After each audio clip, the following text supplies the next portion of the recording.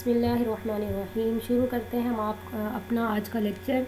तो हमारा आज का लेक्चर जो है वो पीडीएफ फाइल से नहीं है। कुछ चीज़ें जो हैं वो मेरा अपना मुताला आप समझ लें, या फिर ये कि आप लोगों के लिए तारीख़ अदबुल अरबी के सब्जेक्ट को जो है ना, मैंने वो कोशिश की है कि मैं इसको जो है ना मुख्तसर अंदाज में आप लोगों को समझा सकूँ। तो इसमें अदवार के लिहाज से भी है, फिर उन दौर में क्या क्या काम हुआ, फिर मशहूर शख्सियात जो हैं। आज का हमारा सारा लेक्चर जो है वो इसी चीज़ पे होगा, ठीक है।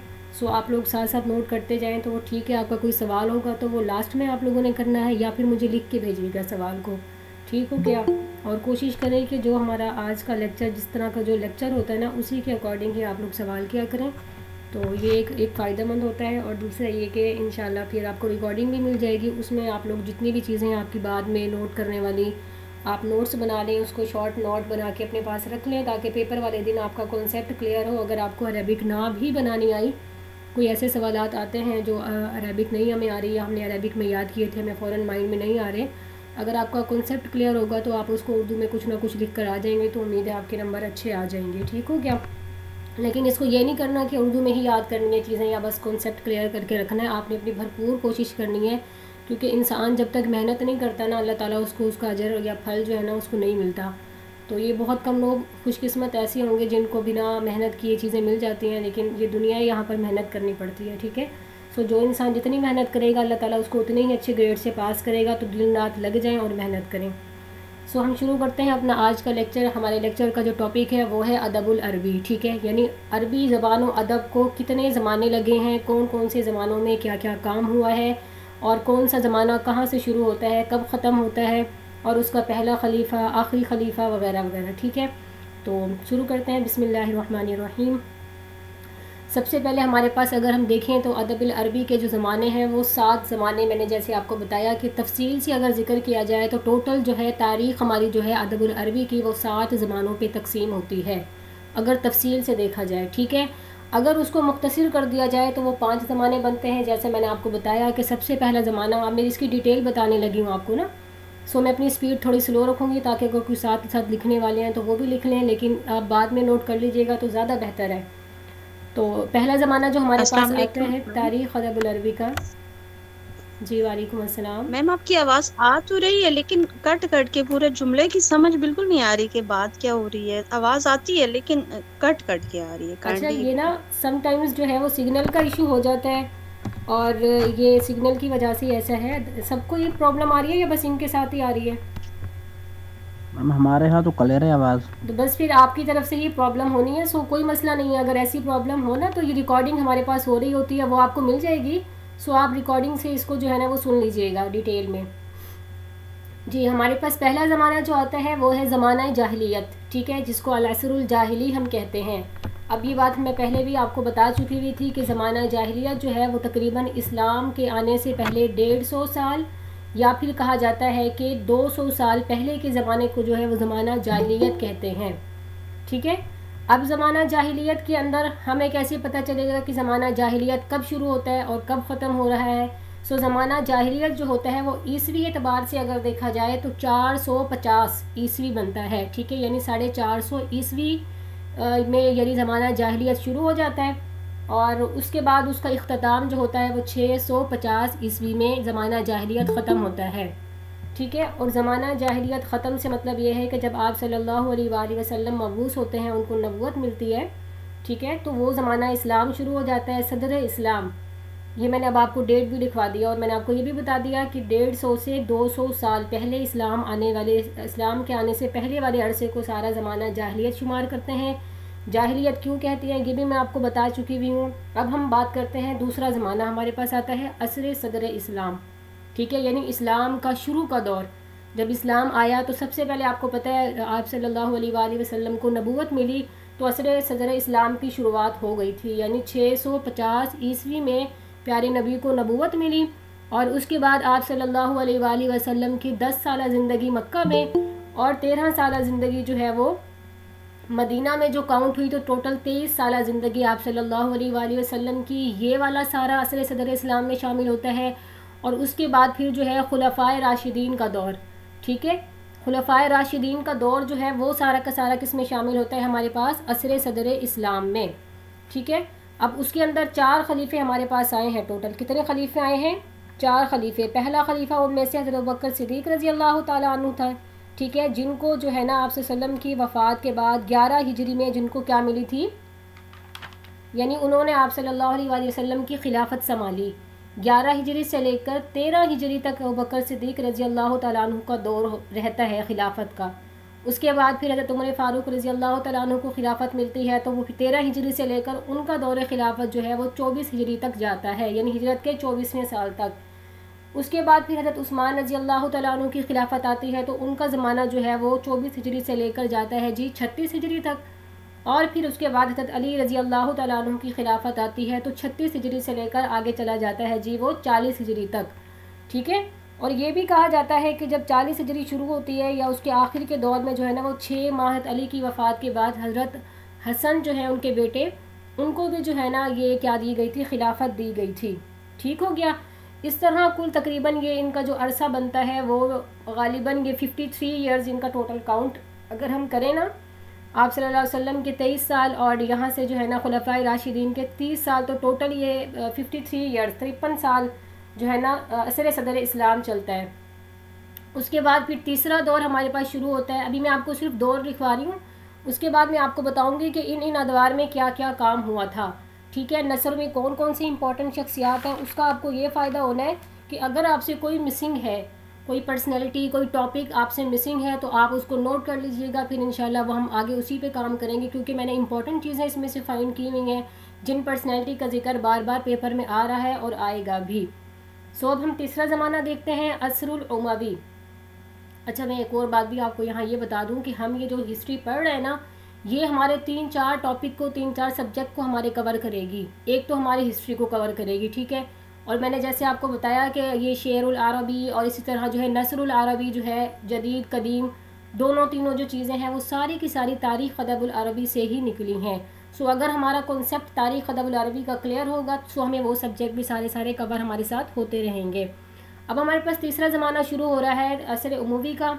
असर उमवी जो है ना, मैंने आपको बताया जैसे वो सदर इस्लाम ख़त्म हुआ, उसमें 2 कॉल मिलते हैं। एक कॉल मिलता है कि जी 40 हिजरी में यानी ख़त्म हो चुका हुआ था खुलफाए राशिदीन का, और कुछ लोग कहते हैं कि जी 41 हिजरी में ख़त्म हुआ था, ठीक है। अब खिलाफत हो गई ख़त्म। अब यहाँ से जो है ना असरुल उमवी से जो है वो हुकूमत शुरू होती है, ठीक है। खिलाफत ख़त्म हो जाती है, इसको हम खिलाफत नहीं कहेंगे, खिलाफत सिर्फ प्यारे नबी के ज़माना तक थी। और उसमें फ़र्क ये है कि खिलाफत में जो है ना वो मुशावरत से खलीफा सिलेक्ट होता था और सब उस पर मशवरा करते थे और फिर एक प्रॉपर तरीके से खलीफा को अनाउंस किया जाता था। लेकिन जो हुकूमत होती है ना उसमें ज़बरदस्ती ज़ोर ज़बरदस्ती पर कब्ज़ा किया जाता है, ठीक हो गया ना। तो असर उमवी से यहाँ से जो है वो हमारे खिलाफत का ज़माना ख़त्म होता है और ये हुकूमती ज़माना शुरू हो जाता है, रियासत जिसे कह लें या हुकूमत कह लें, हुक्मरानों का ज़माना। अच्छा जी, असर उमवी हमारे पास शुरू होता है जी ये 41 हिजरी से या फिर 40 हिजरी से, ठीक हो गया। 2 कॉल मिलते हैं, वैसे गालिबन जो है इसका 41 हिजरी ज़्यादा जो फेमस है वो है। 41 हिजरी से शुरू होता है और ये जाता है 132 हिजरी तक, ठीक है। 132 हिजरी तक ये हमारे पास ज़माना जाता है और तकरीबन इसके जो साल बनते हैं वो बनते हैं 92 ईयर्स, 92 साल, ठीक है। 92 साल ये उमवी दौर इनका दौर हुकूमत रहता है। और इसका जो पहला खलीफा था वो था हज़रत अमीर मुआविया, ठीक है। पहले खलीफा इनके जो थे अमीर मुआविया थे असर उमवी के, और आखिरी खलीफा जो थे वो मरवान बिन मोहम्मद थे। ये अक्सर पेपर में आ रहा होता है, MCQs में भी आ जाता है, शॉर्ट में भी आ जाता है। और मरवान बिन मोहम्मद को जो है ना खलीफा इसको खलीफा नहीं मरवान सानी भी कहते थे, ठीक है। मरवान बिन मोहम्मद को मरवान सानी भी कहते थे। सो ये इनके बारे में इम्पोर्टेंट हो गया। उसके बाद हमारे पास दौर आता है चौथा दौर, ठीक है, असर अब्बासी। अब असर अब्बासी को अब्बासी अमीर मुआविया की वजह से उसको असर उमवी कहते थे, ठीक हो गया। असर अब्बासी को इसलिए असर अब्बासी कहते थे क्योंकि ये हज़रत अब्दुल्ला बिन अब्बास, ठीक है, उनकी औलादों से मतलब ये आगे सल्तनत चली, पूरी हुकूमत इनकी चली, तो लिहाजा इसको असर अब्बासी इसलिए कहा जाता है। अच्छा जी, अब ये जो दौर है 132 में उनकी हुकूमत ख़त्म हुई, इन्होंने उन पर हमला कर दिया, फिर इनकी हुकूमत कायम हो गई, उमवियों पर हमला किया, उनसे हुकूमत छीन ली, तो फिर 132 में इनकी हुकूमत कायम हो गई। मैं अभी आपको ना शॉर्ट करवा रही हूँ ताकि आपको याद करने में कोशिश कर रही हूँ कि मैं इतना बड़ा जो दरिया है तारीख़ का उसको मैं किसी छोटे से किसी कूजे में बंद करके आपके सामने पेश करूँ ताकि आपको याद करने में भी मसला ना हो। तो उसके बाद असर अब्बासी जो है ये 132 हिजरी से शुरू होता है और फिर ये जाकर कंप्लीट होता है 656 हिजरी में। ठीक है, अब इसके अंदर मज़ीद सबसे लंबी तवील हुकूमत जो है वो अब्बासी दौर की हुई और इसको असर ज़हाबी भी कहा जाता है, यानी सुनहरी दौर। अब सुनहरी दौर क्यों कहा जाता है?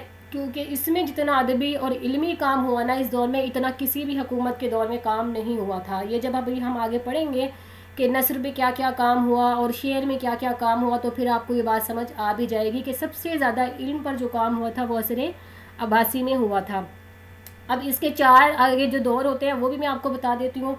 इसका पहला दौर शुरू होता है असर अब्बासी का 132 हिजरी से लेकर 232 हिजरी तक जाता है। ठीक है, यानी पहले 100 साल। और ये जो पहले 100 साल है ना, सिर्फ इसी को असर अब्बासी का सुनहरी दौर कहा जाता है। यानी इसमें जो काम हुए थे, जो हुकूमती सतह पर हुए थे, इल्म के लिए काम हुए थे, हदीस पर, तो इस वजह से जो है ना इसको असर ज़हाबी कहा जाता है। उसके बाद दूसरा दौर इसका आता है असर अब्बासी का दूसरा दौर, वो 232 हिजरी से शुरू होता है और वो जाता है जी 334 हिजरी तक। ठीक हो गया, यानी तकरीबन 102 साल यहाँ बन जाते हैं। उसके बाद 334 हिजरी से शुरू होता है तीसरा दौर और वो चला जाता है जी 447 हिजरी तक। उसके बाद फिर चौथा दौर जो है वो 447 हिजरी से शुरू होता है और वो 656 हिजरी तक जाता है। इस तरह ये सारे चारों दौर इसके कंप्लीट होते हैं। तीसरे दौर से ये हुकूमत जो है वो डगमगाने लगती है और नई नई छोटी छोटी हुकूमतों ने जन्म लेना शुरू कर दिया और जो इस ज़माने के जो खलीफा होते थे वो अयाश पसंद होने लग गए। तो लिहाजा जब चौथा दौर शुरू हुआ तो बिल्कुल हुकूमत जो है वो बगदाद इनका दारुल खिलाफा था। उस वक्त जो है ना हुकूमत बिल्कुल इनकी ख़त्म हो चुकी थी। तो यहाँ पर फिर लोगों को यानी मौका मिला, आए बाएँ के जो इर्द गिर्द के लोग होते हैं, तो उसमें स्पेशली कहा जाता है कि मंगोलों का, ठीक है, मंगोलों ने हमला किया बगदाद पर, जिसे सकूत बगदाद का नाम दिया जाता है।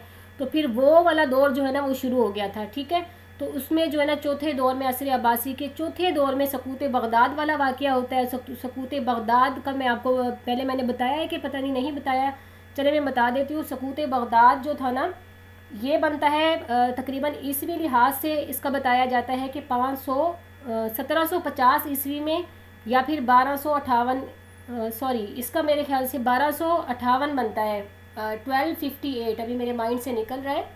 1258 जो था ना वो सकूत बगदाद का दौर बनता है। यानी 1258 में जो है ना मंगोलों ने बगदाद पर हमला किया था और प्रॉपर तरीके से, मैं ईस्वी का आपको बता रही हूँ, हिजरी का तो मैंने आपको बताया ना 656 में, ईस्वी लिहाज से 1200 जो है ना ये 58 बनता है।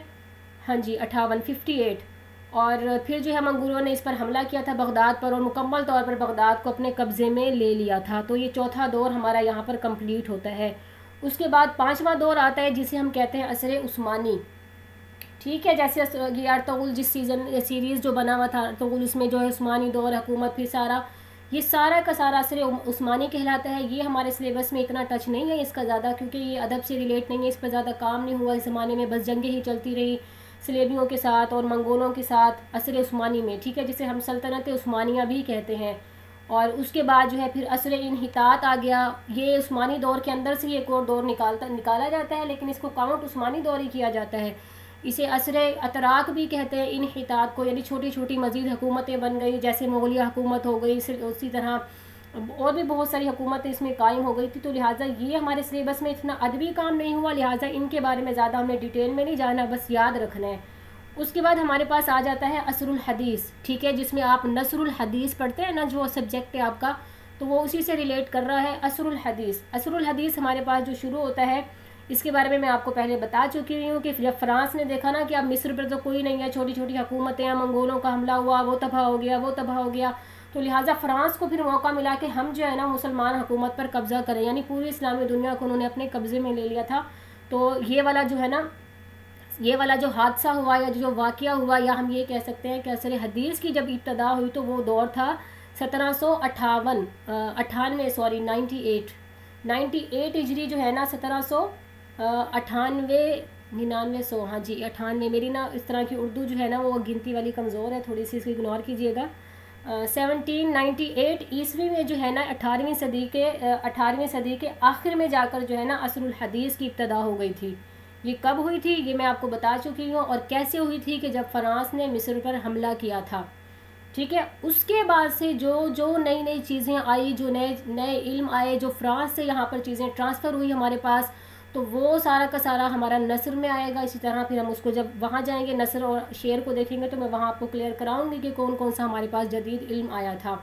ठीक है, अब ये मैंने आपको पूरे 7 ज़माने आपको विद डेट मैंने सारे लिखवा दिए हैं और असर हदीस अब तक चला आ रहा है। ठीक है, 18वीं सदी से लेकर अब जितनी भी सदियाँ हमारे पास गुजर चुकी हैं ये सारा असर हदीस में शामिल होगा। इसको असर नहज़ा भी कहते हैं। ठीक है, तो इसके बाद अब हम आ जाते हैं अदवार के हिसाब से। अब मैं आपको बताऊंगी कि किस ज़माने में नसर पर क्या काम हुआ था और शायरी पर क्या काम हुआ था। ठीक है, यहाँ तक उम्मीद करती हूँ कि आप लोगों का कॉन्सेप्ट ज़मानों के लिहाज से, डेट के लिहाज से, उसके अंदर कितने छोटे मज़ीद अदवार आए थे वो क्लियर हो चुका होगा। अब मैं दूसरा मेन पॉइंट आपके सामने रख रही हूँ कि दौर के हिसाब से यानी अदवार के हिसाब से नसर में क्या क्या काम हुआ। मैं शेर को डिस्कस नहीं कर रही अभी, शायरी अलग चीज़ है और नसर जो है ये अलग चीज़ है और ये कॉन्सेप्ट आपका क्लियर है ऑलरेडी कि नसर क्या होता है। अच्छा जी, अब हम पहला ज़माना अपना उठाते हैं। पहला ज़माना था हमारा ज़माना जाहिलियत। सो अगर हम ज़माना जाहिलियत में देखें तो उस ज़माने में ज़ाहिर बातें लिखना पढ़ना तो किसी को भी नहीं आता था, लेकिन हमें एक चीज़ मिलती है। ठीक है, शायरी से हट के हम बात कर रहे हैं, शायरी नहीं बात कर रहे हैं। शायरी में सबा मुअल्लक़ात वो सारे शुअरा आ जाएंगे, हम बात कर रहे हैं नसर की, यानी जो शायरी से हट के जो चीज़ें होती थी उसमें था खुतबात। ठीक है, खुतबात यानी जो है ना नसर के अंदर खुतबात ज़माना जाहिलियत में बहुत इंपॉर्टेंट रखते थे। शायरी के बाद पहले नंबर पे शायरी थी, दूसरे नंबर पे खुतबात आते थे। अगर नसर की दुनिया में देखा जाए तो खुतबात का पहला नंबर था। ठीक है, उसके बाद जो दूसरी किस्म की नसर हमें मिलती थी ज़माना जाहिलियत में वो थी ज़रबुल अमसाल। जैसे अभी हमने ज़ुहैर बिन अबी सुलमा को पढ़ा था ना, और हमने उसके बारे में पढ़ा था कि वो शायर हिकमत कहा जाता था, शायर ज़रबुल मिसल उसको कहा जाता था कि वो बड़ी अच्छी अच्छी मिसालें दे देकर बातें समझाता था, तो लिहाजा ये चीज़ बड़ी आम थी। ठीक है, तीसरी नसर जो ज़माना जाहिलियत में बहुत अहमियत की हामिल थी वो थी वसीयतें। ठीक है, वसीयतें करते थे लोग, जैसे किसी को फौत होता है तो वसीयत की जा रही होती है, या फिर आप लोगों ने, उम्मीद करती हूँ कि आपने ये चीज़ पढ़ी होगी अन्नसरुल कदीम में कि एक औरत ने अपनी बेटी को जो है ना वो नसीहतें करती है उसकी शादी के दिन कि बेटा ऐसे रहना, ऐसे करना, यूँ करना। तो ये सारी वसीयतें, ठीक हो गया। और हमारे पास जो चौथी चीज़ आती है वो आती है नसीहतें। ठीक है, यानी अच्छी बात की किसी को तलकीन कर देना, कोई अच्छी बात बता देना। और उसके बाद पाँचवीं जिसे हम अरबी में कहेंगे अल वाज़ुल हसना। ठीक है, यानी खुतब, ज़रबुल अमसाल, अल वसाया, नंबर 4 अल वाज़ुल हसना, और नंबर 5 हमारे पास जो है वो हिकायतुल लैला, यानी रात की जो कहानियाँ होती थी ना, यानी पहले ज़माने में और अभी भी कुछ टाइम पहले की अगर हम बात करें तो गांव के एरियाज़ में बुज़ुर्ग लोग जो हैं वो बैठ जाते थे बाहर और इसी तरह फिर वो रात की कहानियाँ सुनाते थे एक दूसरे को, पहले ही चीज़ें होती थी। ठीक है, तो नंबर 5 पे मैंने आपको बताया हिकायतुल लैला, यानी रात में जो कहानियाँ सुनाई जाती थी। और नंबर 6 पे जो था ये ज़माना जाहिलियत में नसर के अंदर थी कोहानत शामिल थी। कोहानत क्या होता है जी? काहिन जैसे होते थे ना पहले ज़माने में, जैसे मूसा अलैहिस्सलाम का विलादत से पहले फ़िरौन को बताया उनके काहिन ने कि ऐसे ऐसे एक बच्चा पैदा होने वाला है। सो वो जो बातें किया करते थे उनकी ज़रबुल अमसाल जो होती थी, उनके जो सेंटेंस होते थे वो सारे कोहानत जो थी वो किस में शामिल थी? नसर में शामिल थी। सो मैंने आपको 6 चीज़ें बताई हैं। ठीक है, तो ये 6 चीज़ें ज़माना जाहिलियत की नसर में शामिल है, जिसको आप अन्नसरुल कदीम भी कह सकते हैं। ये उस सब्जेक्ट को भी आपका टच दे रहा है और ये हिस्ट्री को भी टच दे रहा है।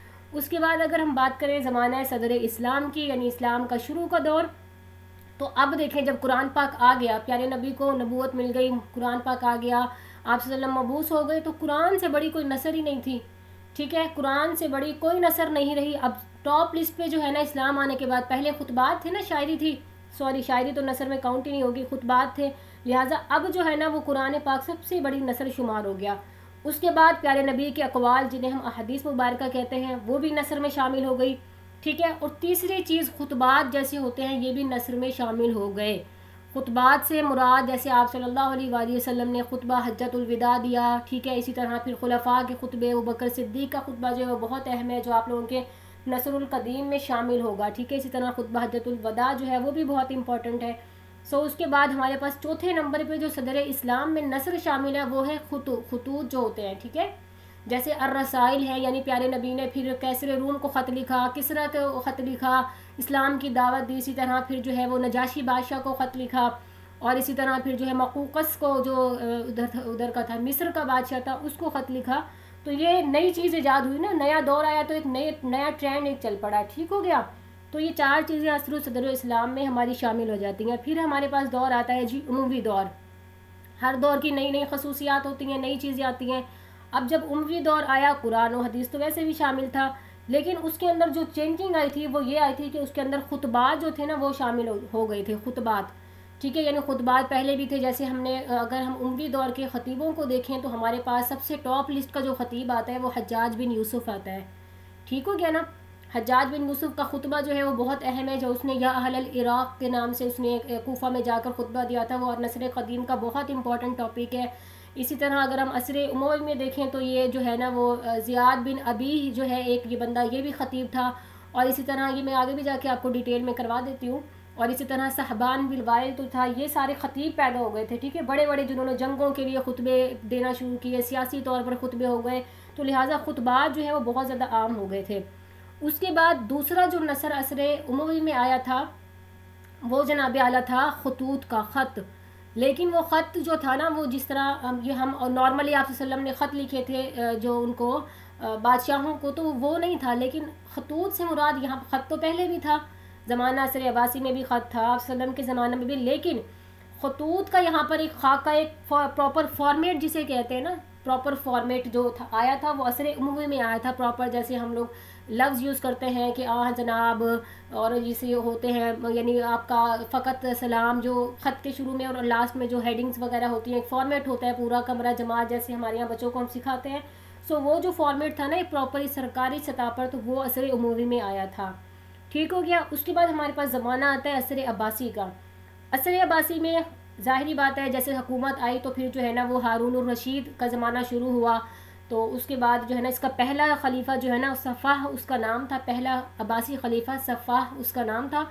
और आखिरी खलीफा गालिबन ये अल-मुस्तासम बिल्लाह है, और मेरे ख़्याल में अल-मुस्तासम बिल्लाह ही होगा, तो इसको आप मज़ीद देख भी लीजिएगा ना। अच्छा जी, उसके बाद जो है अब्बासी दौर में जो है ना वो खुतबात कमज़ोर पड़ गए थे। ठीक है, खुतबात की अहमियत बिल्कुल ख़त्म हो चुकी हुई थी, अलबत्ता रसाइल मौजूद थे, ख़त्म खुतबात का कोई नामो निशान नहीं था। असर अब्बासी में खुतबे बिल्कुल ख़त्म, दम तोड़ गए थे। और जो रसाइल थे ना खतूत वो मौजूद थे। वो किस लिए मौजूद थे? वो भी बहुत कम हद दर्जा तक बहुत कम हो गए थे, क्योंकि जब नई चीज़ सामने आती है तो पुरानी चीज़ वाकई ख़त्म हो जाती है। लेकिन इस दौर में जो एक नई चीज़ आई थी वो आई थी मकामात। ठीक है, जैसे आपने मकामात हरीरी पढ़े हैं, और इसी तरह आपने मकामात अल्लामा बदियुज़्ज़मान हमदानी के मकामे पढ़े हैं। अब ये मकामे होते क्या है? ये होते हैं शॉर्ट स्टोरी। ठीक है, छोटी छोटी कहानियाँ जो किसी ने किसी मजलिस में कोई चीज़ देखी तो उसने वहीं पे खड़े खड़े एक कहानी बनाई और उसने उसी मजलिस में वो कहानी सुना कर दी, एंड भी कर दिया। यानी अपने पास से खड़े खड़े थोड़ी सी कहानी बनाई और उसने कोई लास्ट में लेसन भी उसके बारे में, मॉरल कहानी का जैसे होता है वो लेसन भी दिया, उसी शॉर्ट मजलिस में ख़त्म कर दिया है, तो इसे मकामा कहते हैं। ठीक है, ये नया फ़न ईजाद हुआ था असर अब्बासी में, इससे पहले नहीं था। और उसके बाद असर अब्बासी में चौथी चीज़ जो सामने आई वो थी इल्मी नसर। इल्मी नसर क्या मतलब? जैसे कि हमारे पास ये किताबें लिखी गई हैं सहाय सिक्ता, ये पहले कि ये हदीस को यानी कि तदवीन हदीस का जो दौर शुरू हुआ, आप ये भी कह सकते हैं कि वो असर अब्बासी में शुरू हुआ। और इमाम अबू हनीफ़ा, इमाम अबू मुस्लिम जो है, ये सारे जिन्होंने ये 6 हदीस की किताबें लिखी हैं, तो ये प्रॉपर शक्ल में जो आई हैं इस पर काम शुरू हुआ, प्रॉपर तरीके पे सरकारी सतह पर लिखी गई, तो ये भी असर अब्बासी में हुआ था। उसके बाद पाँचवीं चीज़ जो आई है वो अस्माए फ़न रिजाल पर काम हुआ। यानी ऐसे लोग, अस्माए फ़न रिजाल कहते हैं ऐसे लोग, मतलब जिन लोगों ने हदीस बताई थी ना, रावी जैसे होते हैं कि मैंने फ़लाँ से सुना फ़लाँ से सुना, तो जो उस वक्त मुहद्दिसीन होते थे वो क्या करते थे, वो जो उन रावियों के हालात ज़िंदगी इकट्ठे करते थे, यानी उस पर प्रॉपर किताबें लिखी हुई हैं अभी भी, फ़लाँ रावी का ये पूरा नाम नसब, उसका हालात ज़िंदगी, ये सारी उसे अस्माए फ़न रिजाल कहते हैं। उसके बाद फ़िक़्ह पर काम हुआ। ठीक है, फ़िक़्ह की बहुत सारी किताबें आई। उसके बाद फिर इल्मुल बलागा पर काम हुआ।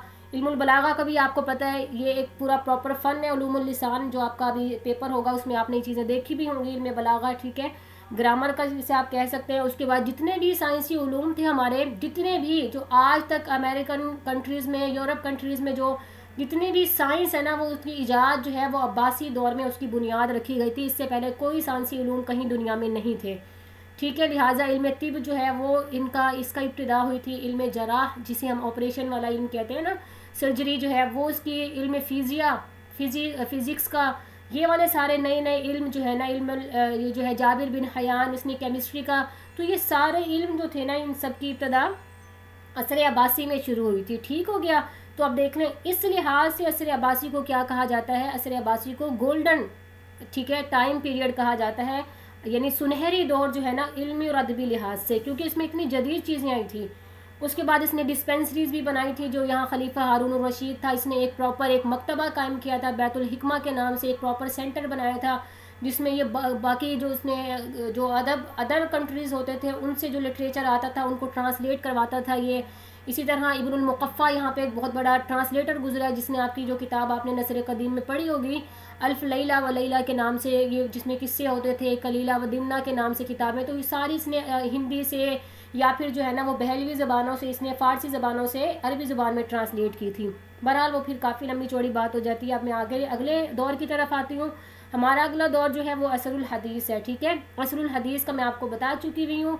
अब जदीद दौर में क्या क्या चीज़ें हमारे सामने आई, ये बात मैं आपको बार बार बता चुकी हूँ कि जब भी जदीद दौर शुरू होता है तो पुरानी चीज़ें ख़त्म हो जाती होती हैं, उनका या तो वजूद होता है तो कमज़ोर हो जाता है, वैसा नहीं होता जैसे पहले था, ठीक है। तो असरुल हदीस जैसे आया तो फ्रांस से जो लोग यहाँ पर आए मिस्र में, उन्होंने नई नई चीज़ें, यहाँ पर ज़ाहिर बात है उनकी हुकूमत कायम हुई तो उन्होंने नई नई चीज़ें ईजाद की। जैसे यहाँ पर जो है ना मुसलमानों की दुनिया में ताबात यानी छापा खाना नहीं था, ठीक है, छापे खाने यहाँ पर नहीं थे, तो लिहाजा फिर उन्होंने क्या किया, यहाँ पर जो है वो तबात वाले जो वो लगाए, पूरे मशीनें लेकर आए फ्रांस से। तो मुसलमानों ने देखा ये क्या चीज़ है, लिहाजा उन्होंने फिर तबात शुरू की और इस तरह किताबों की छपाई और कुरान पाक की छपाई, हदीसों की किताबों की छपाई, इस तरह से ये सारी चीज़ें शुरू हो गई।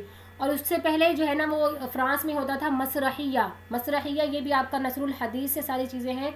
मसरहिया का मतलब होता है ड्रामा निगारी, ठीक है, जिस थिएटर जो होते हैं ना, तो ये फिल्म निगारी जो होते हैं, थिएटर जो होते हैं, ये इससे पहले इस्लामी दुनिया में नहीं थे। लिहाजा ये जो है कहाँ से आए थे, फ्रांस से यहाँ पर ट्रांसफ़र हुए। उसके बाद जो है तीसरी चीज़ हमारे पास आती है वो है नावल, ठीक है, अर्रिवाया। जैसे आपने जो है ना वो ज़िक्रा, एक मुस्तफ़ा लुत्फ़ी की किताब है अल अबरात, उसके अंदर ज़िक्रा जो है एक वो भी है और वो नावल है। इस तरह और भी बहुत सारे नावल हैं जो आप लोगों ने उम्मीद करती हूँ कि असरुल हदीस में पढ़ लिए होंगे। और उसके बाद किस्सा कसीरा जो है ना, शॉर्ट स्टोरीज़ जो है वो भी सारी असर हदीस में शामिल हो चुकी हुई थी, ठीक है। अब ये मैंने आपको सारा टच दिया है अदवार का। पहले मैंने आपको बताया दौर कितने थे, क्या क्या, उसके बाद इन अदवार में नसर पे क्या क्या काम हुआ, ठीक है। अब मैं आपको शायरी के लिहाज से बताती हूँ कि इस ज़माने में शुआरा कौन कौन से थे और उनके अंदर क्या क्या खसूसियात थी। सो हम स्टार्ट लेते हैं ज़माना जाहिलियत से, ठीक है। ज़माना जाहिलियत की हम बात करें तो उसमें जो शुआरा आते हैं वो सबा मुअल्लक़ात के शुआरा थे, ठीक है। सबा मुअल्लक़ात यानी जो वो 7 शायर जिन्होंने मुअल्लक़ात, जिनके कसीदे जो है वो खाना कबा के साथ लटके हुए थे और उन्होंने चैलेंज किया था कि हमारे जैसे जो है ना वो मुअल्लक़ात या शायरी नमूने लेकर आएँ, तो वो हम पढ़ चुके हैं। उसके अंदर इमरुल कैस था, ठीक है, ज़ुहैर बिन अबी सुलमा था, इसी तरह नाबगा अज़्ज़ुबियानी था और अमर बिन कुलसूम था और अंतरा बिन शद्दाद था और आशा था, ठीक है, लबीद बिन रबिया भी था, तरफ़ा बिन अब्द। तो ये 7 8 और कुछ इनकी तादाद 9 भी बताते होते हैं, ठीक हो गया। और नस्ल का मैंने आपको सारा भी जाहिलियत का मैंने बता दिया कि नस्ल में क्या क्या चीज़ें शामिल थी और शायरी में सबा मुअल्लक़ात टॉप लिस्ट की चीज़ थी। दोनों चीज़ें क्लियर हो गई अदब की आपकी। अब हम आते हैं हमारे असर सदर इस्लाम में। असर सदर इस्लाम में मैं आपको नसर बता चुकी हुई हूँ। अब मैं आपको शायरी के बारे में बताती हूँ, यानी शुआरा का मैं आपको टच देती हूँ। तो सदर इस्लाम में जो हमारे पास शुआरा आते हैं उसमें टॉप लिस्ट में आते हैं हसन बिन साबित, जिनको हम डिटेल में कर चुके हैं, ठीक है। हसन बिन साबित से बड़ा शायर समझे उस ज़माने में कोई था नहीं, इनको शायर रसूल का लक़ब मिला हुआ था।